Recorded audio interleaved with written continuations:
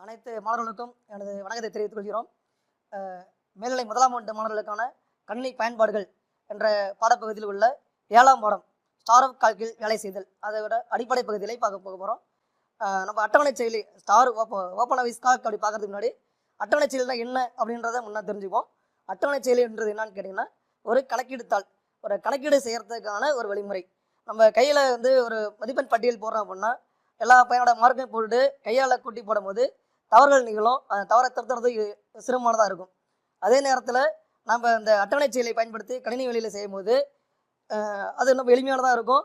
இல்லை நம்ம மாற்றங்களை நம்ம செஞ்சுக்கிட்டோம் அப்படின்னா அது நம்ம அந்த வாய்ப்பாட்டிலே அந்த திருத்தங்களை செய்யறது ஈஸியாக இருக்கும். இதை தான் நம்ம வாட் இட் ஃபீல்ஸ் என்ன எனில் பகுப்பாய்வு அப்படின்னு சொல்கிறோம். நம்ம இது அட்டவணை செயலோட பரிமாண வளர்ச்சி. இந்த அட்டவணை செயலி இப்போ நம்ம ஓப்பன் ஆஃபீஸ் பார்க்குறோம் இல்லைங்களா, நம்ம பாடப்பகுதியில் இதுக்கு முன்னாடி என்னென்ன அட்டவணை செயலி வந்திருக்கு, எந்தெந்த காலகட்டத்தில் வந்துச்சு, எந்த நிறுவனத்தில் உருவாக்கப்பட்டது அப்படின்னு பார்த்தீங்கன்னா, டான் பெர்க்லிங் அப்படின்றவரும் பிராங்ஸ்டன் அப்படின்றவரும் சேர்ந்து 1979ஆம் ஆண்டு ஆப்பிள் 2 என்ற அந்த கணிப்பொறிக்காக விசி கால்க் என்ற அட்டவணை செயலி உருவாக்குனாங்க. இதுதான் முதல் கண்டுபிடிக்கப்பட்ட அட்டவணை செயலி. இது அதிகமாக கேட்கக்கூடிய ஒரு மாதிரி கேள்வி. இதை புத்தகத்தில் குறித்து வச்சுக்கோங்க. முதல் கண்டுபிடிக்கப்பட்ட அட்டவணை செயலி எது என்று கேட்டால் விசி கால்க். அதுக்கு பிறகு பார்த்தீங்கன்னா 1982ஆம் ஆண்டு லோட்டஸ் கார்பரேஷன் அப்படின்ற அந்த நிறுவனம் என்ன பண்ணாங்க, லோட்டஸ் 1 2 3 அப்படின்ற அந்த ஒரு சொற்செயலியை உருவாக்குனாங்க, அட்டவணை செயலியை உருவாக்குனாங்க. லோட்டஸ் கார்பரேஷன் உருவாக்கின அட்டவணை செயலிக்கு பேர் லோட்டஸ் 1 2 3 அப்படின்றது. இதில் நம்ம கூடுதலாக என்ன பண்ண முடிஞ்சுன்னு கேட்டிங்கன்னா, நுண்ணறைக்கு பேரிடுதல். நுண்ணறைனா என்னன்றது பிறகு பின்னாடி வரக்கூடிய பாடப்பகுதியில் நம்ம விளக்கமாக பார்க்க போகிறோம். இப்போதைக்கு தெரிஞ்சுங்க. நுண்ணறைக்கு பெயரிடுதல், மேக்ரோஸ்ன்னு நம்ம பாடப்பகுதியில் இல்லை, அது கொஞ்சம் அட்வான்ஸ் லெவல், அது தெரிஞ்சு வச்சுங்க. அப்படி ஒன்று இருக்குன்றது தெரிஞ்சுங்க. இது ரெண்டும் இந்த லோட்டஸ் 1 2 3ல் நான் முதல் அறிமுகப்படுத்தப்பட்டது. அதுக்கு பிறகு தான் அந்த 1987ல் மைக்ரோசாஃப்ட்ன்ற நிறுவனம் உருவாக்குனது தான் மைக்ரோசாஃப்ட் எக்ஸல் அப்படின்றது. எக்ஸல்ன்றது உங்களுக்கு ஏற்கனவே நல்லா தெரியும், நிறைய பேர் கேள்விப்பட்டிருப்போம். மைக்ரோசாஃப்ட்ன்ற நிறுவனம் பில்கேட்ஸோட நிறுவனம். நம்ம நிறைய தெரிஞ்சுக்கிறது. இந்த எக்ஸல் பல அட்டவணை செயலி இருந்தால் கூட இந்த எக்ஸல் அப்படின்ற இந்த அட்டவணை செயலி தான் மிகவும் பிரபலமான நிறையா பேரால் பயன்படுத்தக்கூடிய ஒரு அட்டவணை செயலியாக இன்றளவும் திகழ்து. அதுக்கு என்ன காரணம் அப்படின்னு கேட்டிங்கன்னா, அதில் இருக்கக்கூடிய வரைகலை பயனர் இடைமுகம்னா கைனா கிராஃபிக்கல் யூசர் இன்டர்ஃபேஸ். அந்த இது யூசர் ஃப்ரெண்ட்லியாக இருக்கிறதுனால, பயனர் எளிமையாக பயன்படுத்தக்கூடிய வகையில் இருக்கிறதுனால நம்ம இந்த எக்ஸல் என்ற அந்த அட்டவணை செயலி மிக அதிக லெவலில் பயன்பாட்டில் இன்றளவும் இருந்துகிட்டு இருக்கு. இதுக்கப்புறம் பார்த்தீங்கன்னா நம்மளும் இந்த ஓப்பன் ஆஃபீஸ் வரல. இந்த ஓப்பன் ஆஃபீஸ் கால்க்ன்றது என்னன்னு கேட்டிங்கன்னா, ஒரு திறந்த மூல அட்டவணை செயலி ஆகும்னு சொல்கிறோம். திறந்த மூலம்னா ஓப்பன் சோர்ஸ் அப்படின்னா நம்ம நெட்டில் இருந்து நம்மளே ஈஸியாக டவுன்லோட் பண்ணிக்க முடியும். அந்த அளவுக்கு நம்ம பண்ண முடியுது. இதை அப்பாச்சி அப்படின்ற அந்த நிறுவனம் பராமரிப்பு வேலை செஞ்சுட்டு இருக்கு. அதை இன்னைக்கு சரி பராமரிப்பு பண்ணிட்டு இருக்காங்க அந்த ஓப்பன் ஆஃபீஸை. இதுக்கு முன்னாடி சோர்ஸாக இருந்ததுன்னு கேட்டிங்கன்னா 1985ஆம் ஆண்டு ஜெர்மன் நிறுவனம் ஸ்டார் டிவிஷன் அப்படின்ற அந்த நிறுவனம் என்ன பண்ணாங்க, ஓப்பன் ஆஃபீஸ் கால்க் அப்படின்ற அந்த ஒரு அட்டவணை செயலி உருவாக்குனாங்க. அதுதான் ஓப்பன் ஆஃபீஸோட மூல பயன்பாடு அப்படின்னு சொல்கிறாங்க. ஓப்பன் ஆஃபீஸ் கால்கில் வேலை செய்தல். ஓப்பன் ஆஃபீஸ் கால்கில் எப்படி நம்ம ஒர்க் பண்ண போகிறோம்? இப்போ நம்ம இதுக்கு முன்னாடி அட்டவணை செயலினா என்ன அப்படின்றதான் பார்த்துருக்கோம். இப்போ என்ன பண்ண போகிறோம், ஓப்பன் ஆஃபீஸ் கால்க்கை பற்றி பார்க்க போகிறோம். ஓப்பன் ஆஃபீஸ் கால்க்குன்றது என்னன்னு கேட்டிங்கன்னா, ஒரு அட்டவணை செயலி. இது இங்கிலீஷில் நான் ஸ்ப்ரெட்ஷீட் அப்படின்னு சொல்லுவோம். நம்ம இதில் தரவுகளை வெளியிட கொடுக்கலாம், செயலாக்கம் பண்ணலாம், வெளியீடை பெற முடியும். இதுவும் என்னது வாட் இட் ஃபீல்ஸ் என்ன எனில் பகுப்பாய்வு எந்த முறையில் இதுவும் பயன்படக்கூடியது. தரவுகளை தட்டிச்சு செஞ்சு நம்ம என்ன பண்ணலாம், பிரிண்ட் அவுட் எடுத்துக்கலாம், நம்ம வேணுன்ற மாதிரி வெளியீடு பெற முடியும், கணக்கீடுகளை செய்ய முடியும்.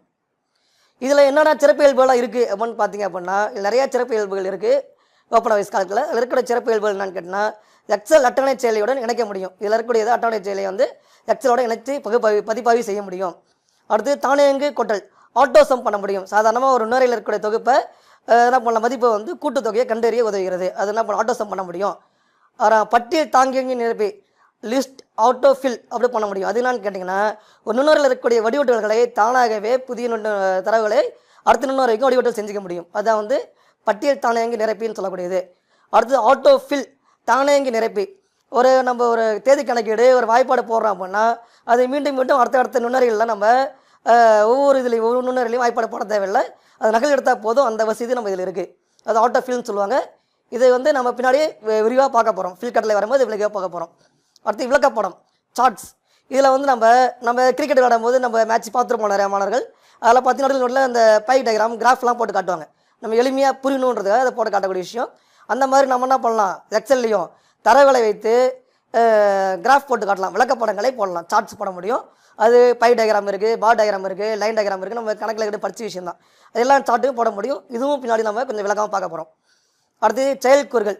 செயல்கூறுகள்னா இங்கிலீஷில் வந்து ஃபங்க்ஷன்ஸ் அப்படின்னு சொல்லுவோம் நம்ம. இது வந்து சில சிக்கலான கணக்கீடுகளை செய்வதற்கான வாய்ப்பாடுகளை கொண்டு உருவாக்கப்பட்டது. இதை பற்றி நம்ம கொஞ்சம் பின்னாடி விளக்கம் படிக்க போகிறோம். அடுத்து தரவுதள செயல்பாடுகள், டேட்டா பேஸ் ஃபங்க்ஷன்ஸ் சொல்லக்கூடியது. தரவுகளை ஒரு முறையில் ஒழுங்குபடுத்தி வடிகட்டி சேமிக்க உதவக்கூடியது தரவுதள செயல்கூறுகள் அப்படின்னு சொல்லக்கூடியது. அதுதான் டேட்டா பேஸ் ஃபங்க்ஷன்ஸ் அப்படின்னு சொல்லுவோம். அதுக்கடுத்து இது எப்படி ஒரு அட்டவணை செயலி, ஒரு ஓப்பன் வாய்ஸ் கால்களில் ஒரு அட்டவணை செயலியை எப்படி உருவாக்குறது, புதுசாக ஒரு அட்டவணை செயலி எப்படி உருவாக்க போகிறோம்னு பார்க்க போகிறோம். அதுக்கு என்ன பண்ணணும், நம்ம முகப்புத்திரையில் இருக்கக்கூடிய ஸ்டார்ட் பட்டன் நமக்கு தெரியும், ஏற்கனவே படிச்சிருப்போம். அந்த ஸ்டார்ட் பண்ண கிளிக் பண்ணால் ஆல் ப்ரோக்ராம்ஸ்னு வரும். ஆல் ப்ரோக்ராம்ஸ் போய்ட்டு ஓப்பன் வாய்ஸை கிளிக் பண்ணணும். அதை கிளிக் பண்ண உடனே ஓப்பன் வாய்ஸ் கால் அப்படின்னு ஒரு செயல்பாடு வரும். அதை கிளிக் பண்ணால் நம்மளுக்கு ஓப்பன் வாய்ஸ் கால் ஓப்பன் ஆகும். இது ஒரு வழிமுறை தான் இருக்கான்னு கேட்டால் இல்லை, இன்னொரு வழிமுறையும் இருக்குது. அது என்னன்னு கேட்டீங்க அப்படின்னா, நம்ம வரவேற்பு திரை, அதாவது அந்த டெஸ்க்டாப் ஸ்க்ரீன் இருக்கு இல்லைங்களா, ஹோம் ஸ்க்ரீன், அந்த ஸ்க்ரீன்லேயே நம்ம குறுக்களை பார்த்தோம்னா ஓப்பன் வாய்ஸை கொண்டு வந்து வச்சுருந்தோம்னா அந்த பனிக்குறியில் போய் அந்த ஐக்கானில் போயிட்டு, ஐக்கான்னா பனிக்குறி, அந்த பனிக்குறியில் போய்ட்டு டபுள் கிளிக் பண்ணோம், 2 தடவை கிளிக் பண்ணோம் அப்படின்னா நம்மளுக்கு ஓப்பன் வாய்ஸ் காலுக்கு ஓப்பன் ஆகும். ஓப்பன் வாய்ஸ் காலுக்கு ஓப்பன் ஆன உடனே நம்மளுக்கு அப்படியே நம்ம வந்து ஒர்க் பண்ண முடியுமான்னு கேட்டால் முடியாது. நம்ம ஏற்கனவே சொற்செயலியில் பார்த்த மாதிரியே அதே தான். அதில் வரக்கூடிய முதல் திரைக்கு பேர் ஸ்டார் சென்டர் அப்படின்னு சொல்லுவாங்க. ஸ்டார் சென்டர்ன்றது ஓப்பன் வாய்ஸ் திரையோட முகப்பு திரை, ஃபஸ்ட்டு வரக்கூடிய ஸ்க்ரீன். அந்த ஸ்க்ரீனில் போய்ட்டு நம்ம அடுத்தது செய்ய போகிறோம். இதுக்கு இன்னொரு வழிமுறை இருக்குது. ஸ்டார் ஃபைலில் போய்ட்டு நியூ போய்ட்டு ஸ்ப்ரெட்ஷீட் அப்படின்றதையும் கிளிக் பண்ணலாம். கிளிக் பண்ண உடனே இப்போ உங்களுக்கு திரையில் வருது இல்லைங்களா, அந்த ஸ்லைடு வந்து உங்களுக்கு தோன்றும். அந்த இப்போ திரையில் பார்ப்பீங்க, அந்த ஸ்க்ரீன் வந்து உங்களுக்கு வந்து வரும். அதில் பாருங்கள், test document, spreadsheet, presentation, drawing, database, formula, இந்த மாதிரி இருக்குது பார்த்தீங்களா. அதில் அந்த 2வது இருக்கக்கூடிய பயன்பாடு ஸ்ப்ரெட்ஷீட்ன்றது. அதில் போய் வச்சு 2 தடவை கிளிக் பண்ணிங்கன்னா உங்களுக்கு அந்த ஓப்பன் வாய்ஸ் கால் ஓப்பன் ஆகிடும். இது முதல்ல இருக்கக்கூடிய செயல்பாடு டெஸ்ட் டாக்குமெண்ட்டு, நீங்கள் எதுக்குன்னே அதை பார்த்தது சொற்செயலிக்கான பயன்பாடு, சரிங்களா. இது 2வது இருக்கக்கூடிய ஸ்ப்ரெட்ஷீட், அதை கிளிக் பண்ணிங்கன்னா அந்த ஓப்பன் வாய்ஸ் கால்க்குன்ற அந்த செயல்பாடு நம்மளுக்கு ஓப்பன், அந்த பயன்பாடு நம்மளுக்கு ஓப்பன் ஆகிடும். இது இருக்கக்கூடிய இந்த ஸ்லைடில் பாருங்கள், இதில் தான் அந்த ஓப்பன் ஆன உடனே வரக்கூடிய இந்த ஸ்க்ரீன் இருக்கும். இதில் பார்த்தீங்க அப்படின்னா மேலே 1 அப்படின்னு மேலே போட்டிருக்கு இல்லைங்களா, இது வந்து தலைப்பு பட்டைன்னு சொல்லக்கூடியது, டைட்டில் பார் அப்படின்னு சொல்லுவோம், தலைப்பு பட்டை. அதில் பார்த்தீங்கன்னா அன்டைட்டில்டு 1 அப்படின்னு போட்டு ஓப்பன் வாய்ஸ் கால்க் அப்படின்னு போட்டிருக்கோம்.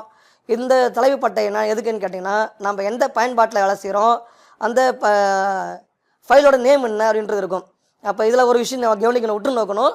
கணினி மாணவர்களுக்கு இருக்கக்கூடிய பண்பில் ஒன்று உற்று நோக்கல். அந்த உற்று நோக்கல் பண்பு இருந்தால் தான் நம்ம என்ன பண்ண முடியும், நம்மளோட ஃபீல்டில் நம்ம தொடர்ந்து செயல்பட முடியும்.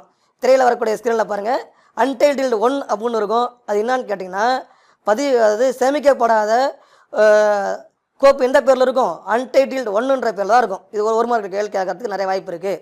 அதுக்கப்புறம் இந்த ஓப்பன் வாய்ஸ் கால்க் அப்படின்னு இருக்கும், அது எந்த பயன்பாட்டில் ஒர்க் பண்ணுறோன்றதை அதை காட்டும். அதுக்கு பேர் தலைப்பு பட்டை, தலைப்பில் வரதுனால தலைப்பு பட்டை. ஆங்கிலத்தில் இதுக்கு பேர் டைட்டில் பார் அப்படின்னு சொல்லுவோம். அடுத்தது பக்கத்தில் இருக்கிறது பார்த்திங்கன்னா இந்த கட்டுப்பாட்டு பொத்தான்கள், கண்ட்ரோல் பட்டன்ஸ் அப்படின்னு சொல்லக்கூடியது. இது மினிமைஸ் பண்ணுறது, மேக்ஸிமைஸ் பண்ணுறது, இல்லைனா ரீஸ்டோர் பட்டன், ரெண்டு அது ஒரே பட்டனை தான். அடுத்தது க்ளோஸ் பண்ணக்கூடியது. இந்த 3 பட்டனும் கட்டுப்பாட்டு பட்டைகள் அப்படின்னு சொல்லக்கூடியது. அடுத்து 3ன்னு போட்டுறது பார்த்திங்களா, அது வந்து பார்த்திங்கன்னா பட்டி பட்டை, மினு பார். நம்ம சில இடங்களில் போனால் கட்மிய முழு கார்டு அப்படின்னு சொல்லுவோம், முழு கார்டு கொடுங்கன்னு கேட்போம். அப்படின்னா கேட்டால் விலைப்பட்டியல், அதே தான் எங்கேயும் இந்த பட்டியல்ன்றதா பட்டி பட்டைன்றாங்க, மினு பார் அப்படின்னு சொல்லக்கூடியது. இதில் பார்த்திங்கன்னா இந்த இது பாடப்பகுதியில் இல்லை, எக்ஸ்ட்ரா சொல்கிறேன் தெரிஞ்சுங்க. இதில் பாருங்கள், சில எழுத்துக்கு கீழே அடிக்கோடி கட்டு காட்டிருப்பாங்க. அதெல்லாம் என்ன பார்த்தீங்கன்னா ஷார்ட்கட் யூஸ் பண்ணுறதுக்கான அந்த அடிக்கோடி கட்டு காட்டிருப்பாங்க. அது வந்து Alt F அடித்தா ஃபைல் ஓப்பன் ஆகும், Alt E அடித்தா அந்த எடிட் ஓப்பன் ஆகும், அந்த மாதிரி விஷயங்கள். அது அதுக்கடுத்து 4வதாக இருக்கக்கூடியது வந்து கருவிப்பட்டை, அதாவது டூல் பார் அப்படின்னு சொல்லக்கூடியது கருவிப்பட்டை.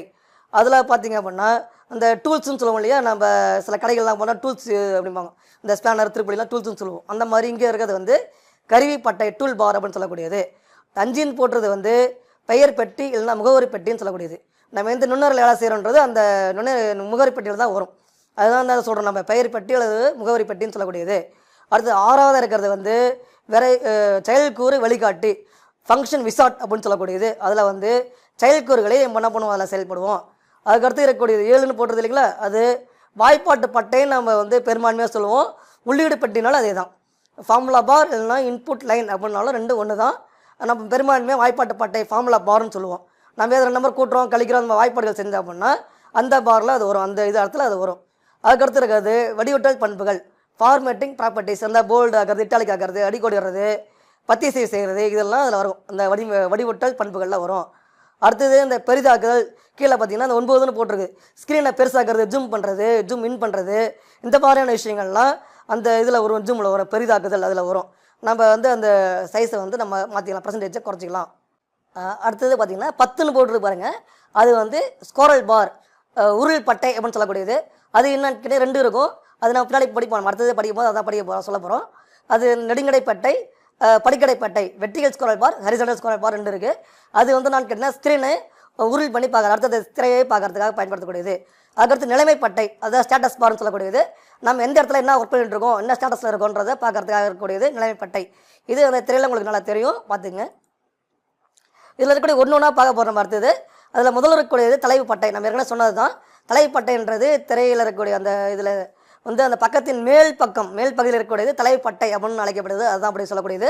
இதில் என்ன இருக்குன்னு கேட்டிங்கன்னா, கோப்போட பேர், அந்த நம்ம எந்த ஃபைலில் பண்ணுறோமோ அந்த ஃபைலோட பேர், எந்த பயன்பாட்டில் செயல்படுறோம் அப்படின்ற அந்த விஷயம் எல்லாமே இதில் இருக்கும்.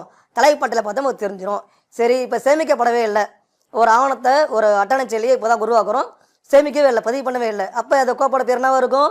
ஏற்கனவே நான் சொன்னது என்ன சொன்னேன்? அன்டைட்டில்டு 1, அன்டைட்டில்டு 1 அப்படின்ற பேரில் இருக்கும்.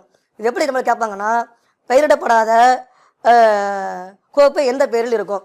அன்டைட்டில்டு 1. இல்லைனா சேமிக்கப்படாத நிலையில் உள்ள அட்டவணை செயலி எந்த பெயர் கொண்டிருக்கும் அப்படின்னு கேட்டிங்கன்னா அன்டைட்டில்டு 1 அப்படின்ற பேரில் இருக்கும். இது வந்து 1 மார்க் எல்லாம் கேட்பாங்க. அடுத்தது கட்டுப்பாட்டு பொத்தான். அதில் பார்த்தீங்கன்னா தலைப்பாட்டில் பார்த்தீங்கன்னா கடைசி இருக்கும் பாருங்கள், அந்த 3 பட்டன் சின்ன சின்னதாக இருக்கும். அந்த மைனஸ் மாதிரி போடுறது சிறிதாக்க மாட்டோம். கிளிக் பண்ணிங்கன்னா மினிமைஸ் ஆகிடும். மினிமைஸ் ஆகி டெஸ்க்டாப் கீழே வந்து வந்துடும். அதுக்கடுத்து 2வது இருக்க பட்டனுக்கு 2 வேலை இருக்குது. ஒன்று பெரிதாக்கும் பொத்தான், இல்லைனா மீட்டமைப்பு அப்படின்னு சொல்லுவாங்க. மேக்ஸிமைஸ் இல்லைனா ரீஸ்டோர் பட்டன் அப்படின்னு சொல்லக்கூடியது. அதை கிளிக் பண்ணால் சின்னதாக இருந்தால் பெருசாகவும், மீட் பண்ணி ரீஸ்டோர் ஆகும். அதுக்கடுத்து மூடு பொத்தான், க்ளோஸ் பட்டன். அதை கிளிக் பண்ணிங்கன்னா என்ன பண்ணணும், ஒட்டுமொத்த செயல் கூட க்ளோஸ் ஆகிடும். அதுக்கடுத்து இருக்கிறது பட்டை, அதாவது மெனு பார் அப்படின்னு சொல்லக்கூடியது. நான் என்ன கேள்விப்பட்ட வார்த்தை தான், இந்த மெனு பார் கொடுங்க, இது மெனு கார்டு கொடுங்கன்னு கேட்போம். கடைகள்லாம் போனால் மெனு கார்டு கொடுங்கன்னு கேட்போம். என்னன்னு கேட்டால் விலைப்பட்டியல். அதே தான் இங்கேயும் ஒன்று கீழேயும் பட்டியல் இருக்கும். ஃபைல் கிளிக் பண்ணால் சிலது வரும், எடிட் கிளிக் பண்ணால் சிலது வரும். நம்ம அடுத்தது பார்க்க போகிறோம், அடுத்த தலைப்பில் அதுதான் பார்க்க போகிறோம். நம்ம அதுதான் நம்ம சொல்கிறோம், பட்டை அப்படின்னு சொல்லக்கூடியது, மெனு பார் அப்படின்னு சொல்லக்கூடியது. அதுக்கடுத்து இது இந்த மெனு பாரில் பார்த்தீங்கன்னா என்னென்ன இருக்கும் அப்படின்னு பார்த்தீங்க அப்படின்னா, ஃபஸ்ட்டு ஃபைல் மெனுவில் என்ன இருக்குன்னு கேட்டிங்கன்னா, நியூ, புதுசாக உருவாக்குறது, ஆவணத்தை உருவாக்குறது. அடுத்தது ஓப்பன், ஏற்கனவே சமிக்க வச்சுருக்க ஆவணத்தை திறந்து பார்க்குறது. அப்புறம் அந்த ஃபைலை க்ளோஸ் பண்ணுறது, ஒரு ஆவணத்தை சேமிக்கிறது. அப்புறம் இதுக்கு சேமித்த ஒரு ஆவணம் பேர் சேமித்து வச்சுருப்போம், அதே ஆவணத்தை வேறு பேரில் சேமிக்கணும் அப்படின்னா அது சேவர்ஸ்ன்னு சொல்லக்கூடியது. அது பிரிண்ட் அவுட் எடுக்கணும் அப்படின்னா அதுக்கான இது. அப்புறம் இதெல்லாம் ஃபைல் அப்படின்ற அந்த மெனு கிளிக் பண்ணினா வரக்கூடிய லிஸ்ட்டு, அதில் வரக்கூடிய பட்டியல்கள் இது. அதுக்கடுத்து பார்த்திங்கன்னா எடிட் அப்படின்ற வார்த்தையில் உங்களுக்கு தெரியும். அதில் கட்டு எடிட் பண்ண போகிறோன்னு அர்த்தம். இப்போ படம் எடுத்துகிட்டு வரோம், எடிட் பண்ணுறோன்னா என்ன, கட்டு காப்பி பண்ண போகிறாங்க, பேஸ்ட் பண்ண போகிறாங்கன்னு அர்த்தம். இதில் பார்த்தீங்கன்னா எடிட்னா என்னென்னா, அதை எடிட் பண்ணி என்னென்ன வரும், கட்டு, காப்பி, பேஸ்ட்டு, அண்டுன்னா திரும்பி பெறுதல், ரீஅண்டுனா நம்ம மீண்டும் செய்தல், நிரப்புன்னா அதை ஃபில் பண்ணுறது. இந்த மாதிரியான செயல்பாடுகள் எல்லாம் இதில் வரும், எடிட் அப்படின்றதுல வரும். அதுக்கடுத்துனா வியூ, இது ஸ்டால் கணக்குகளை பணிச்சூழலை மாற்றம் பண்ணணும் அப்படின்னா இந்த வியூ அப்படின்ற அந்த பட்டியலை போய்ட்டு மாற்றம் பண்ணிக்கலாம். அதுக்கடுத்து இருக்கிறது இன்செர்ட்ன்ற அந்த வார்த்தையில் உங்களுக்கு புரிஞ்சிருக்கும் பெரும்பான்மையான மாணவர்களுக்கு. என்ன பண்ண போகிறோம் அப்படின்றது, இன்செர்ட் பண்ண போகிறோம், செருக போகிறோம், எதை ஒன்று செருக போகிறோம், எதை ஒன்று நுழைக்க போகிறோன்னு அர்த்தம், இன்செர்ட் பண்ண போகிறோன்னு அர்த்தம். அதில் நுண்ணறைகள், செல்ஸ் இன்செர்ட் பண்ணுறது, வரிசைனா வரிசைன்றது ரோஸ், அதை ஒரு வரிசையை செருகிறது. நெடுவரிசை காலம்ஸ், ஒரு நெடுவரிசை செருகிறது. ஃபங்க்ஷன்ஸ், செயல்குறை செருகிறது. அப்புறம் விளக்கப்படங்கள், சார்ட்டு, இந்த என்ன சொன்னாலே பை டயக்ராம், லைன் டயக்ராமில் அந்த மாதிரி சார்ட்டு போடுறது. இதில் இருக்குது, இந்த இன்செர்ட் என்ற பட்டியெல்லாம் இருக்குது. அதுக்கடுத்து வருது ஃபார்மேட், வடிவட்டம் பண்ணுறது, போல்டு, இட்டாலிக்கு, அண்டர்லைனு, பத்திசிவு, இதெல்லாம் அந்த ஃபார்மேட்டுன்ற அந்த பட்டியலுக்குள்ளார, அந்த மெனு பார்க்குள்ளார நம்மளுக்கு வந்துடும். அதுக்கடுத்தது டூல்ஸுன்ற இந்த பட்டியலில் இந்த மெனு பாரில் என்ன இருக்குன்னு கேட்டிங்கன்னா, சொற்களை திருத்துறது, ஆவணம் பாதுகாக்கிறது, படங்களை இணைத்தல், மேக்ரோன்றது, இந்த மாதிரியான விஷயங்கள்லாம் அந்த டூல்ஸுன்ற அந்த பட்டியக்குள்ளார அந்த மெனுக்குள்ளே வந்துடுது. அடுத்து அடுத்து இருக்கக்கூடிய மெனு என்னன்னு கேட்டிங்கன்னா டேட்டா மெனுவில் வரும் வரிசையாக்கம் பண்ணுறது, சார்ட் அவுட் பண்ணுறது, வரிசையாக்கம் பண்ணுறது, வடிகட்டல், ஃபில்டர் பண்ணுறது, கூட்டுத்தொகை பண்ணுறது, சப் டோட்டல் பண்ணுறது, செல்லுபடி ஆகுது, வேலிட்டி பண்ணுறது, இதெல்லாம் அந்த டேட்டான்ற அந்த மெனுக்குள்ளார வரக்கூடிய விஷயங்கள். அடுத்தது விண்டோன்ற மெனுவில் புதிய விண்டோ உருவாக்குறது, புதிய சால்திரை உண்டாகிறது, ஏற்கனவே சால்திரையை மூடுறது, சனல்3 ரெண்டாக பிரிக்கிறது, ஃப்ரீஸ் பண்ணி வைக்கிறது, உரைய வைக்கிறது, இந்த மாதிரியான செயல்பாடுகள் எல்லாமே இந்த விண்டோ அப்படின்ற அந்த இதுக்குள்ளார வந்துடும். அடுத்து ஹெல்ப்பில் நம்ம பயன்பாடுக்கு எதாவது உதவினா அதில் பார்த்துக்கலாம். அது ஹெல்ப்பில் வரக்கூடிய விஷயம். அதுக்கடுத்து பார்த்தீங்கன்னா இப்போ பட்டிப்பட்டை, தலைப்பட்டை பார்த்தாச்சு, கட்டுப்பாடு பட்டை பார்த்தாச்சு, பட்டிப்பட்டை பார்த்தாச்சு. அதுக்கடுத்து இருக்கிறது என்னது? Very good. கருவிப்பட்டை, டூல் பார். டூல் பாரில் 3 விதமான கருவிப்பட்டைகள் இருக்குது. ஒன்று செந்தூர கருவிப்பட்டை, ஸ்டாண்டர்ட் டூல் பார் அப்படின்றது. அடுத்து இருக்கிறது வடிவொட்டல் கருவிப்பட்டை, ஃபார்மேட்டிங் டூல் பார் அப்படின்னு சொல்லக்கூடியது. மூணாவதாக ஒன்று இருக்கக்கூடியது வாய்ப்பாட்டு பட்டை அப்படின்னு சொல்லக்கூடியது, வாய்ப்பாட்டு பட்டைன்னு சொல்லக்கூடியது. இப்போ அந்த ஸ்க்ரீனில் உங்களுக்கு பார்த்தீங்கன்னா சைடில் தெரியும், மேலே இருக்கக்கூடிய செந்தூர கருவிப்பட்டை ஸ்டாண்டர்ட் டூல் பார்னு சொல்லக்கூடியது. ரெண்டாவது இருக்கக்கூடியது வடிவொட்டல் கருவிப்பட்டை, ஃபார்மேட்டிங் டூல் பார்னு சொல்லக்கூடியது. அதுக்கடுத்தது மூணாவதாக கீழே குறிப்பிட்டு காட்டுறேன் பாருங்கள், அது வாய்ப்பாட்டு பட்டை, வாய்ப்பாட்டு பட்டைன்னு சொல்லக்கூடியது. உங்கள் புத்தகத்தில் மாணவர்களே கவனிக்கணும் இங்கே ஒரு விஷயம், உங்கள் புத்தகத்தில் வந்து அது தவறாக இருக்குது. வடிவொட்டல் கருவிப்பட்டையை வாய்ப்பாட்டு பட்டை அப்படின்னும், வாய்ப்பாட்டு பட்டையை வடிவொட்டல் கருவிப்பட்டைன்னு போட்டிருக்காங்க. அது திருத்திக் கொள்ளுங்கள். அது வந்து வடிவொட்டல் கருவிப்பட்டைன்றது இந்த போல்டு இட்டாலிக்கு வர்றது வடிவொட்டல் கருவிப்பட்டை, ஸ்க்ரீனில் கரெக்டாக போட்டிருக்கேன். உங்கள் புத்தகத்தில் தவறாக இருக்குது, சரி பண்ணிக்கங்க. இப்போ இந்த வாய்ப்பாட்டு பட்டை மட்டும் பெருசாக போட்டிருக்க பாருங்க. அதில் பார்த்தீங்கன்னா முதல்ல இருக்கக்கூடியது பெயர் பெட்டி, முகவரி பெட்டின்னு சொல்லக்கூடியது. அந்த முகவரி பெட்டி அப்படின்னா என்னன்னு கேட்டிங்கன்னா, நம்ம எந்த நுண்ணுரையில் செயல்பட்டு இருக்கிறோமோ அந்த நுண்ணுரையை காட்டக்கூடியது இந்த முகவரி பெட்டி. அதுக்கடுத்து இருக்கக்கூடியது வந்து உள்ளீடு திரை, நம்ம என்ன டைப் பண்ணுறது அதில் வரும், அதை உள்ளீடு திரைன்றது. அந்த செயலுக்கு ஒரு வழிகாட்டி, செயலுக்கு ஒரு பொத்தான், கூட்டல் பொத்தான்லாம் இருக்கு இல்லைங்களா, அது எல்லாமே பின்னாடி நம்ம வந்து செயல்குறி படிக்கும் போது நம்ம தெளிவாக படுத்துகிறோம். இது கணக்கீடு செய்யறதுக்கான செயல்பாடுகள். இது அதுதான் வந்து வாய்ப்பாட்டு பட்டை சொல்லக்கூடியது. அதுக்கடுத்து இருக்கிறது என்னது? திரை உருள் பட்டை, ஸ்கோரல் பார். இதில் 2 இருக்குது. ஒன்று வந்து வெர்டிகல் ஸ்கோரல் பார், இன்னொன்று ஹரிசாண்டல் ஸ்கோரல் பார்.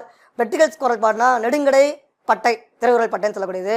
ஹரிசாண்டல் பார் அப்படின்னா படிக்கடை திரை உருள் பட்டைன்னு சொல்லக்கூடியது. இதில் பார்த்தீங்கன்னா நெடுங்கடைன்றது வெர்டிகலாக இருக்கக்கூடியது, நேராக இருக்கக்கூடியது.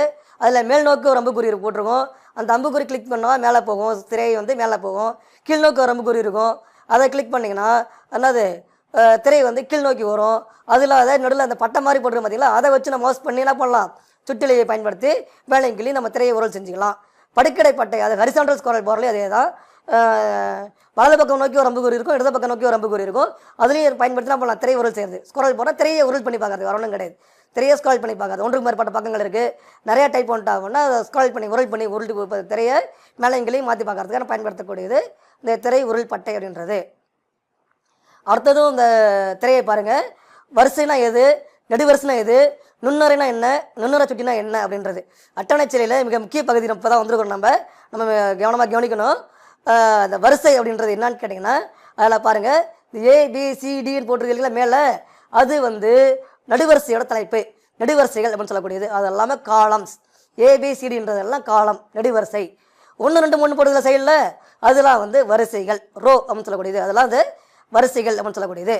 வரிசையும் நடுவரிசையும் சந்திக்கக்கூடிய எங்கே இணையுதோ அந்த இடத்துக்கு பேர் நுண்ணறை, இல்லைனா காலம் அப்படின்னு சொல்லுவாங்க. ஆங்கிலத்தை வந்து செல் அப்படின்னு சொல்லக்கூடியது. இது நீங்கள் என்ன பண்ணியிருப்போம், சொற்சொல்லில் சிற்றறைன்ற வார்த்தையில் படிச்சிருப்போம். வரிசை நடுவரிசை சேரக்கூடிய இடம் சிற்றறைன்னு சொல்லி அங்கே படிச்சிருப்பீங்க. அதே தான் இங்கேயும் வரிசை நடுவரிசை சேரக்கூடிய இடத்துக்கு பேர் இங்கே நம்ம நுண்ணறைன்ற பேரில் சொல்கிறோம். அதுக்கப்புறம் பார்த்தீங்கன்னா நம்ம இப்போ எந்த நுண்ணறையில் இருக்கிறோம் அப்படி கண்டுபிடிக்கிறது, நம்ம எந்த நுண்ணறை போல்டாக செவ்வாய் கொடியில் கொஞ்சம் போல்டாக நம்ம காட்டப்படுதோ அந்த நுண்ணறையில் நம்ம செயல்பாடு இருக்குதுன்னு அர்த்தம். உதாரணத்துக்கு கீழே பாருங்கள் 7.7ன்ற அந்த படத்தில் பாருங்கள், நம்ம அந்த போல்டாக இருக்குது பார்த்தீங்களா, அது பி அப்படின்ற நெடுவரிசையிலையும் 4ன்ற வரிசையில் இருக்குது. அப்போ அந்த நுண்ணறை எப்படி குறிக்கிறோம், நம்ம B4 அப்படின்னு குறிக்கிறோம். B4னா பின்ற நெடுவரிசையில் 4வது வரிசையில் இருக்கிறோம் அப்படின்னு அர்த்தம், வேறு ஒன்றும் இல்லைங்க. இது புரியுதுங்களா? அடுத்து இது புரிஞ்சால் தான் அடுத்த தலைப்பு நம்ம புரியும். இப்போ இது வந்து 2 வார்த்தைகளில் கேட்பாங்க, நுண்ணறை மற்றும் நுண்ணறை நுண்ணறை சுட்டி என்றால் என்ன, இல்லை நுண்ணறை முகவரி என்றால் என்ன அப்படி கேட்பாங்க. நுண்ணறைனா அது களம் அப்படின்னு சொல்லுவோம். நுண்ணறைனா என்னன்னு கேட்டிங்கன்னா என்ன சொன்னது தான், வரிசையும் நெடுவரிசை சந்திக்கக்கூடிய இடம், இணையக்கூடிய இடத்துக்கு பேர் நுண்ணறை, செல் அப்படின்னு சொல்லுவோம். இதுக்கு பார்த்தீங்கன்னா அந்த நுண்ணறையை குறிக்கூடியது B4 சொல்லலாம் இல்லையா, அது நுண்ணறை முகவரி, அது வந்து நுண்ணறை முகவரின்னு சொல்லக்கூடியது. அப்போ நான் என்னன்னு கேட்டிங்கன்னா B என்ற நெடுவரிசையும் வரிசை நம்பர் 4ம் ஒன்றா இணையக்கூடிய இடத்துக்கு பேர் B4, அதுதான் செல் நுண்ணறை முகவரின்னு சொல்லக்கூடியது. அப்போ நுண்ணறை சுட்டி அப்படின்னா என்னன்னு கேட்டிங்கன்னா, ஒரு அட்டவணைத்தாள் முழுவதும் எங்கே இருக்கும் செவ்வாய் வடிவிலான இப்போ இது அது வந்து அதை ஹைலைட் பண்ணி காட்டிருப்பாங்க. தனியாக எங்கே நம்ம எந்த செல்லில் இருக்கிறோன்ற எந்த நுண்ணறையில் இருக்குன்றதை ஹைலைட் பண்ணி காட்டக்கூடியது நுண்ணறை சுட்டி அப்படின்னு சொல்லக்கூடியது. இதுதான் வந்து செல் பாயிண்டர் அப்படின்னு சொல்லுவோம் இங்கிலீஷில்.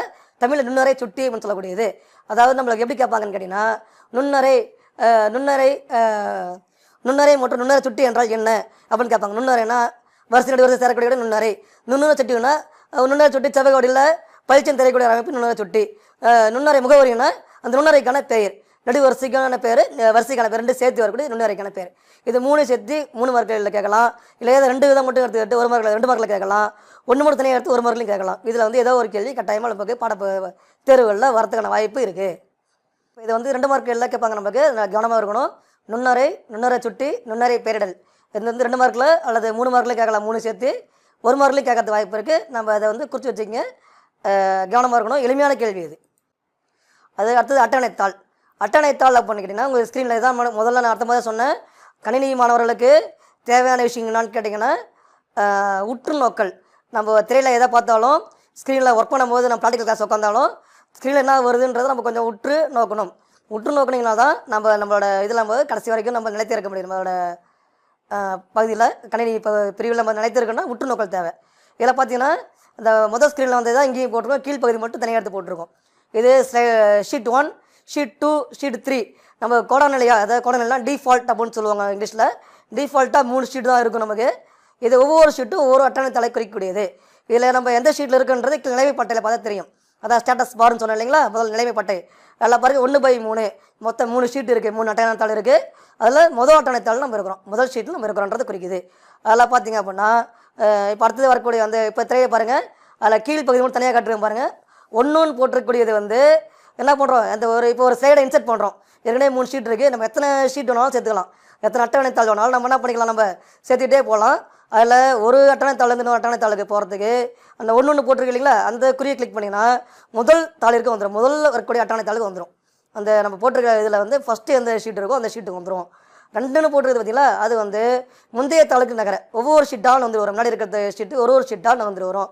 அதுக்கு அடுத்தது 3ன்னு போட்டிருக்கிறது வந்து அடுத்த தாளிற்கு நகர 3ன்னு போட்டுறது என்னன்னு கேட்டிங்கன்னா அடுத்த ஷீட்டு வந்துட்டு வரும். 1, 2 போட்டுறது முன்னாடி இருக்கிறது போகும், 3ன்னு இருக்கிறது அடுத்தது போகும். 4ன்னு போட்டுறது என்னன்னு கேட்டிங்கன்னா கடைசி தாளுக்கு போகும், கடைசி அட்டவணைத்தாளுக்கு போகக்கூடியது 4 அப்படின்னு போட்டிருக்கக்கூடியது கடைசி அட்டவணைத்தாளுக்கு போயிடும். அதுக்கு அடுத்தது இது சரி அட்டவணைத்தாள் பார்த்தாச்சு. இப்போ எப்படி அதில் தரவுகளை உள்ளீடு செய்யாது, நம்பர் அடிக்கணும், டேட்டா டைப் பண்ணணும். எப்படி பண்ணணும்னு கேட்டிங்கன்னா நம்ம எந்த நுண்ணறை வச்சு கிளிக் பண்ணுறோமோ அதுதான் நுண்ணறை சுட்டி. அதில் கிளிக் பண்ணோம்னா அதெல்லாம் நம்ம என்ன பண்ண முடியும், டைப் பண்ண முடியும். இதுதான் என்ன சொல்கிறாங்க கேட்டிங்கன்னா நுண்ணறை செயல்பாட்டு களம் அப்படின்னு, செயல்பாட்டு களம் அப்படின்னு சொல்லக்கூடியது ஆக்டிவ் செல் அப்படிம்பாங்க. எந்த செல் ஆக்டிவாக இருக்கோ அங்கே தான் என்ன பண்ண நம்ம டைப் பண்ண முடியும். நம்ம டைப் பண்ணக்கூடியது இந்த அட்ரஸ் பார் இருக்கு இல்லையா, வாய்ப்பாட்டு பட்டை, அதில் வந்துடும். நம்ம இங்கே என்ன டைப் பண்ணுறோமோ அது வாய்ப்பாட்டு பட்டையில் வந்துடும். நம்ம அதை பார்க்கலாம், மேலே ஸ்க்ரீனில் வாய்ப்பாட்டு பட்டையில் அதை பார்க்க முடியும், அட்ரஸ் ஸ்க்ரீனில் பார்க்கலாம். இங்கே டைப் பண்ணியிருக்கோம் 5, 4, 7, 8 டைப் பண்ணிருக்கோம், 5478ன்றது மேலே அட்ரஸ் மேலே பாருங்கள், அதே தெரியுது. இதுதான் சொல்கிறோம் நம்ம தரவுகளை உள்ளீடு செய்கிறதுன்னு சொல்கிறோம். தரவுகளை இப்படி தான் டைப் பண்ணணும். அந்த -142ன்றது அதில் நீங்கள் அந்த நுண்ணறை கொண்டு வச்சிங்கன்னா அட்ரஸ் பாரில் அந்த -142 அப்படின்றது டிஸ்பிளே ஆகும் உங்களுக்கு. என்னென்ன தரவுகளை பண்ண முடியும், ஒரு நம்பர் மட்டும் தான் அடிக்க முடியுமா, இல்லை அட்டவணைத்தாளில் ஒரு எண்களை மட்டும்தான் உள்ளீடு செய்ய முடியுமான்னு கேட்டால் அப்படி கிடையாது. எல்லா தரவுகளையும் உள்ளீடு செய்யலாம். என்னென்னு கேட்டிங்கன்னா ஆல்ஃபாபெட்டிக் டேட்டா டைப், அதாவது எழுத்து தரவினங்கள் ஏபிசிடி இருக்கு இல்லையா, அந்த சின்ன எழுத்து பெரிய எழுத்து, சின்ன ஏபிசிடி பெரிய ஏபிசிடி எல்லாமே நம்ம அட்டவணைத்தாளில் நம்ம டைப் பண்ண முடியும். அதுக்கடுத்தது எண்ணூறுக்கள்னு சொல்லுவோம், எண்ணூறு தரவினம் சொல்லுவோம், நியூமரிக் டேட்டா டைப். அப்படின்னா அது எண்களை மட்டுமே கொண்டு டைப் பண்ணக்கூடியது, நம்பர்ஸ் இருக்கு இல்லையா, அது ஒரு எண்களை மட்டுமே டைப் பண்ணக்கூடிய எண்களை முழு எண் மிதவை எண் எல்லாமே டைப் பண்ணிக்கலாம். அது நியூமரிக் டேட்டா டைப் அப்படின்னு சொல்லக்கூடியது. அதுக்கடுத்து எண்ணும் எழுத்து சேர்ந்து வரக்கூடியது, அதாவது எண்ணெழுத்து தரவினம் சொல்லக்கூடியது ஆல்ஃபா நியூமரிக் டேட்டா டைப் அப்படின்னு சொல்லக்கூடியது. அதில் என்ன பண்ணிக்கலாம், இப்போ A2 B6 அப்படி டைப் பண்ணுறோம் இல்லைங்களா, அது எண்ணும் வரும் எழுத்தும் வரும், அப்படி கலந்தும் டைப் பண்ணிக்கலாம். அதுக்கப்புறம் தேதி தரவினம், தேதிகளை கொண்டு நம்ம என்ன பண்ணலாம், தேதிகள் டைப் பண்ணுறோம் இல்லையா, அது இந்த தேதி கணக்கெடு எப்படி பண்ணணும், தேதி எப்படி டைப் பண்ணணுன்றது நான் பின்னாடி படிக்க போகிறோம், கொஞ்சம் விளக்கமாக அதை பார்க்க போகிறோம் நம்ம. அடுத்து டைமும் டைப் பண்ணிக்கலாம், நேரம் தரவினம் சொல்லுவாங்க, அந்த டைமும் நம்ம டைப் பண்ணிக்க முடியும். அடுத்தது இதில் தேதி மற்றும் நேரத்தை இப்படி உள்ளீடு செய்கிறது. மீது நமக்கு தெரியும், நான் எழுத்து அடித்தா எழுத்து வரப்போகுது, நம்பர் அடித்தா நம்பர் வரப்போகுது, எழுத்து நம்பர் சேர்ந்து அடித்தா எழுத்து நம்பர் சேர்ந்து வந்துட போகுது. அதில் நமக்கு ஒன்றும் பிரச்சனை இருக்காது. நம்ம தேதி மற்றும் நேரம் வெளியிடுதல் தான் நம்ம கொஞ்சம் பார்க்கணும். இந்த தேதி மற்றும் நேரம் வெளியிடுதல் நம்ம என்ன பார்க்கணும்னு கேட்டிங்கன்னா தேதி வந்து சாதாரண நம்ம எப்படி விடுவோம், நம்ம நாட்டில் இந்தியாவில் நம்ம எப்படி விடுவோம்னு கேட்டிங்கன்னா நம்ம நாட்டோட பழக்கம் தேதி, அப்புறம் மாதம், அப்புறம் ஆண்டு, அப்புறம் வருஷம் எழுதுவோம். அது நம்ம 12/8/2020 அப்படி நம்ம எழுதிட்டு வருவோம் சரிங்களா. நம்ம பழக்கம் அப்படி. ஆனால் நம்ம சிஸ்டத்தில் எப்படி இருக்குன்னு கேட்டிங்கன்னா முதல்ல மாதம், அப்புறம் தேதி, அப்புறம் ஆண்டு, அந்த மாதிரி நம்ம என்ன பண்ணுவோம், நம்ம கணக்கீடு செய்வோம். ஃபஸ்ட்டு மந்த்து, டேட், இயர் அந்த வகையில் தான் நமக்கு இருக்கும். நம்ம அந்த தேதி கணக்கீடு செய்யும்போது நம்ம அந்த வகையில் தான் உள்ளீடு செய்யணும். இதில் பாருங்கள், ஒரு தேதியை உள்ளீடு செஞ்சுருக்காங்க. 12, 8, 17ன்னு போட்டுருக்காங்க. இதில் நல்லா அவங்களை பார்க்கும்போதே தெரியும் 12ன்றது நமக்கு வந்து மாதம். ஏன்னா 18ன்றது மாதம் வர வாய்ப்பு இல்லை இல்லைங்களா? அப்போ 18ன்றது நாள், 17ன்றது 2017 தான் 17 அடிச்சிருக்காங்க. 2017 அப்படின்னு அர்த்தம். அதாவது ஃபஸ்ட் இருக்கக்கூடியது மாதம், அதுக்கடுத்து இருக்கக்கூடிய தேதி, அடுத்து இருக்கிறது ஆண்டு, டேட்டு, மந்த்து, டேட்டு, இயர், அந்த மாதிரி நம்ம வரக்கூடியது. அதுக்கடுத்து பார்த்தீங்கன்னா இந்த நேரத்தை உள்ளிடுது. நேரம்னு கேட்டிங்கன்னா முதல்ல இருக்கக்கூடியது ஹச்சுன்றது மணி, என்ன டைம் ஆகுது, என்ன மணின்றது. அதுக்கடுத்து இருக்கிறது எம்எம்ன்றது நிமிடம், எஸ்எஸ்ன்றது நொடியை குறிக்கூடியது, செகண்ட்ஸை குறிக்கூடியது, ஹவர், மினிட், செகண்ட். அந்த மாதிரி நம்ம என்ன பண்ணணும், நம்ம நேரத்தை உள்ளீடு செய்வோம். ஸோ நம்ம இந்த பகுதி நம்ம இதோட இருக்கட்டும். அனைவருக்கும் நன்றி. நம்ம இதை படித்ததை வந்து அப்படியே ஒரு தடவை ரீகால் பண்ணுறோம். அதை மட்டும் ஒரு தடவை கவனிச்சிங்க. நான் முதல்ல என்ன பண்ணோம், முன்னாடி 6ஆம் பாடம் தொச்சொல்லி படித்தோம். அதில் இருக்கக்கூடிய தான் படிக்க போகிறோம்னு சொன்னோம். அதில் அட்டவணைத்தாள் அப்படின்னு நான் பார்த்தேன் முதல்ல. அதுக்கப்புறம் வழக்கத்தில் நம்ம என்னென்ன அட்டவணைத்தாள் இருக்குது அப்படின்னு பார்த்தோம். முதல் கண்டிக்கப்பட்ட அட்டவணைத்தாள் ஸ்டார் விசிகால்க்ன்றது. அதுக்கடுத்து நோட்டஸ் 1, 2, 3. அதிக பெரும்பான்மை மக்கள் பயன்படுத்தக்கூடிய அட்டவணை செயலி வந்து மைக்ரோசாஃப்ட் எக்ஸல் அப்படின்னு சொல்லக்கூடியது. அதுக்கப்புறம் நம்ம அப்பாச்சி நிறுவனம் தான் என்ன பண்ணது, பராமரிப்பு வேலை செஞ்சுட்டு இருக்குது. எதுக்கு, ஓப்பன் வாய்ஸ் கால்க்ன்றது. அப்புறம் இந்த ஓப்பன் வாய்ஸ் கால்க்கு எப்படி ஓப்பன் பண்ணணும் அப்படின்றது. ஓப்பன் வாய்ஸ் கால்க்கு ஓப்பன் பண்ண வரக்கூடிய திரைக்கு பேர் என்னது, ஸ்டார் சென்டர், ஓப்பன் வாய்ஸ் சென்டர்னு சொல்லக்கூடியது அது. அதுக்கப்புறம் நம்ம என்ன பண்ணோம், அதில் எப்படி நம்ம என்னென்ன தரவினங்கள் உள்ளீடு செய்ய முடியுன்றது. என்னென்ன இருக்கும், முதல் திரையில் என்ன இருக்கும், தலைப்பட்டை இருக்கும், அடுத்தது கட்டுப்பாட்டு பட்டை இருக்கும், டூல் பார் இருக்கும், மினு பார் இருக்கும், மினு பார், டூல் பட்டிப்பட்டை, கருவி பட்டை, வாய்ப்பாட்டு பட்டை இதெல்லாம் இருக்குன்னு பார்த்தோம். அப்புறம் என்ன பண்ண திரையுறை பட்டை இருக்கும், அதெல்லாம் பார்த்தோம். அதுக்கடுத்து என்ன பண்ணோம், ஒவ்வொரு விஷயத்தையும் பட்டிப்படையில் என்னென்ன வரும், ஃபைலு, எடிட்டு, வியூ எல்லாம் வரும்னு பார்த்தோம். இதில் வந்து டூல் பார் கருவி பட்டை வரும்போது அதில் என்னென்ன கருவிகள் இருக்கும் அப்படின்றத பார்த்தோம். கருவி பட்டையில் கட் பண்ணுறது, காய் பண்ணுறதுக்கான கருவிகள் எல்லாமே அதில் வரும். அந்த கருவி பட்டை சொல்லும்போது ஒரு சின்ன குறிப்புன்னு சொல்லணும்னு நினச்சேன், மறந்துட்டேன், கவனிச்சிங்க. நம்ம அந்த கருவி பட்டை எந்த கருவி நம்ம பாடப்பகுதியில் இல்லை, மாணவர்கள் கவனிச்சிங்க. வேணுன்னா அந்த பாடப்பகுதியில் எடுத்து எழுதியோட வச்சிங்க. அந்த ஒவ்வொரு கருவிகிட்ட கொண்டு போகும்போதும் கீழே நம்மளுக்கு காட்டும் அந்த கருவி எதுக்கு பயன்படுது அப்படின்றது. ஏன்னா அதுக்கு பேர் வந்து டூல் டிப் அப்படின்னு சொல்லுவோம். நம்ம இது பாடப்பகுதியில் இல்லை, அதனால் நீங்கள் எழுதி வச்சிங்க. ஒவ்வொரு கருவிக்கிட்ட மவுஸோட அந்த குறி கொண்டு போகும்போது அந்த கருவி எதுக்கு பயன்படுதுன்றது நம்ம காட்டும். அதுக்கு பேர் டூல் டிப் அப்படின்னு சொல்லுவோம் நம்ம. அதுக்கடுத்து வரும்போது நம்ம என்ன பண்ணோம், நுண்ணறைனா என்ன, நுண்ணறை பெயரிடலான அது ஒரு நுண்ணறைக்கு வந்து எப்படி சுட்டி காட்டுறது, அவர் ஆக்டிவ் செல் அப்படின்னா எந்த நுண்ணறையில் இருக்கோ அது ஆக்டிவ் செல்னு சொல்லக்கூடியது அது. அதுக்கப்புறம் அதை தரவிலை எப்படி உள்ளீடு செய்கிறது, எந்தெந்த வகையான தரவிலை உள்ளீடு செய்ய முடியும் அப்படின்றத நம்ம என்ன பண்ணியிருக்கோம், நம்ம இது வரைக்கும் பார்த்துருக்கோம். இதை ஒரு முறை படித்து பார்த்துங்க. இதை படித்து பார்த்தீங்கன்னா அடுத்து வரக்கூடிய பகுதி வந்து உங்களுக்கு படிக்கிறது எளிமையானதாக இருக்கும். நன்றி.